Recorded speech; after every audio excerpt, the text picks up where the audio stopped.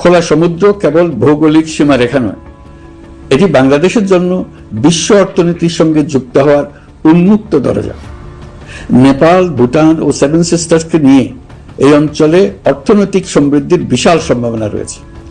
নেপাল, ভুটান ও seven সিস্টার্সকে নিয়ে এই অঞ্চলে অর্থনৈতিক সমৃদ্ধির বিশাল সম্ভাবনা রয়েছে। নেপাল, ভুটান ও সেভেন সিস্টার্সকে নিয়ে এই অঞ্চলে অর্থনৈতিক সমৃদ্ধির বিশাল সম্ভাবনা রয়েছে। ইউনূস তার শেষ ভাষণে কি বললেন আপনারা দেখলেন।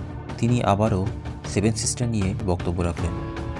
তিনি তার বক্তব্যে ভারতের সেভেন সিস্টার নিয়ে কোনো মন্তব্য করেননি। এর থেকে প্রমাণ এগুলো সব ইচ্ছে করে চক্রান্ত করা হচ্ছে। ভারতের বিরুদ্ধেভাবে চক্রান্ত করে বাংলাদেশের এই জামাত সরকার কখনো বিপদে ফেলতে পারবে না। উল্টে বাংলাদেশের জামাত সরকার হেরে গেছে। খোলা সমুদ্র কেবল ভৌগোলিক সীমারেখা নয়, এটি বাংলাদেশের জন্য বিশ্ব অর্থনীতির সঙ্গে যুক্ত হওয়ার উন্মুক্ত দরজা। নেপাল, ভুটান ও সেভেন সিস্টার্সকে নিয়ে এই অঞ্চলে অর্থনৈতিক সমৃদ্ধির বিশাল সম্ভাবনা রয়েছে। অর্থনৈতিক অঞ্চল, বাণিজ্যিক চুক্তি ও শুল্কমুক্ত বাজারে প্রবেশের সুযোগের মধ্য দিয়ে এই অঞ্চলে একটি বৈশ্বিক উৎপাদন কেন্দ্র হিসেবে গড়ে ওঠা শক্তিশালী ভিত্তি প্রতিষ্ঠিত হবে। আমাদের